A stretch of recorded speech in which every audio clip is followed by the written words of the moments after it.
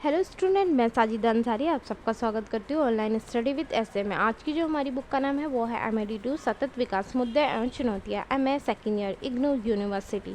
आज का जो हमारा टॉपिक है वो ये है पारंपरिक ज्ञान को परिभाषित कीजिए। मतलब पारंपरिक जो ज्ञान होता है उसके बारे में बताना है और स्वास्थ्य एवं औषधि में इसका क्या उपयोग है उसकी व्याख्या करनी है। पारंपरिक ज्ञान से तात्पर्य स्वदेशी लोगों के ज्ञान, मतलब जो वो देश के जो लोग होते हैं उनका ज्ञान है, उनके जो नवाचारों मतलब उनके जो नए विचार और जो उनकी प्रथाएं हैं उससे है। पारंपरिक ज्ञान का संबंध किससे है?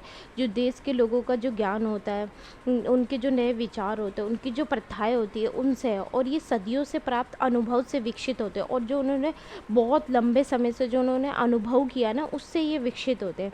पारंपरिक ज्ञान स्वदेशी लोगों की बौद्धिक संपदा है। ठीक है, स्वदेशी लोगों की वो क्या है? बौद्धिक संपदा है जो पीढ़ियों से चली आ रही है, जो लंबे समय से चली आ रही है और उनके अस्तित्व का ये अभिन्न अंग है। ये उनकी सांस्कृतिक विरासत, रीति रिवाजों, विश्वासों और ज्ञान प्रणालियों को पीढ़ी से पीढ़ी तक पारित कर दिया गया है।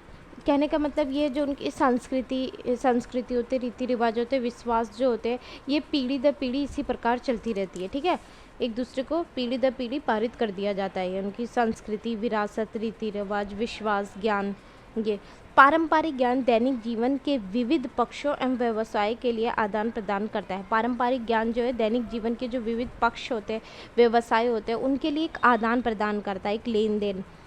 ठीक है, स्वास्थ्य एवं औषधि में इसका प्रयोग, स्वास्थ्य और औषधि में उसका क्या प्रयोग है? पारंपरिक ज्ञान पर आधारित चिकित्सा कर्म संसार की लगभग 80% जनसंख्या की प्राथमिक चिकित्सा की देखभाल संबंधी आवश्यकताओं की पूर्ति करता है। जो पारंपरिक ज्ञान पर आधारित जो चिकित्सा होती है ना, पारंपरिक ज्ञान पर आधारित जो चिकित्सा होती है वो संसार के लगभग 80% लोगों की 80% लोगों को ना 80% लोगों की जनसंख्या को ना प्राथमिक चिकित्सा जो होती है उसमें उनकी मदद करती है।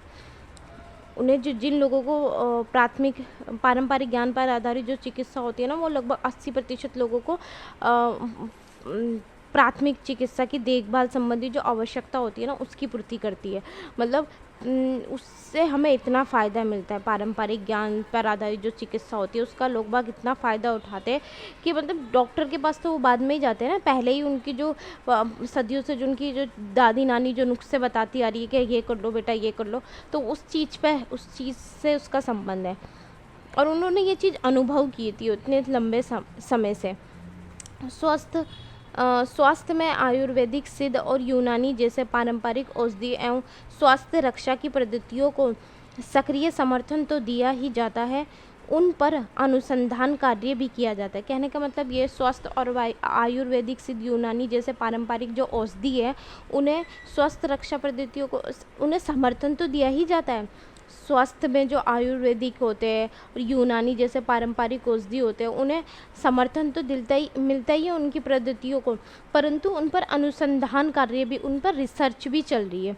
इन देसी पद्धतियों को आज पश्चिमी जगत में भी मान्यता मिल चुकी है और उन देसी जो उनकी पद्धतियाँ हैं ना उन्हें पश्चिमी देशों में भी ना मान्यता मिल चुकी है और वहाँ भी इनकी मांग बढ़ रही है और उनकी मांग ना वहाँ पर भी बहुत ज़्यादा बढ़ रही है। ग्रीक परंपराओं पर आधारित पश्चिमी दवाइयाँ भी पारंपरिक ज्ञान से भली भांति प्रभावित है। ग्रीक परंपराओं पर आधारित जो पश्चिमी दवाई है ना वो भी पारंपरिक ज्ञान पर बहुत अच्छे से प्रभावित हुई है। आज का हमारा टॉपिक यहीं समाप्त होता है। अगर आपको मेरी वीडियो अच्छी लगे तो please like, share and subscribe जरूर करें। Thank you.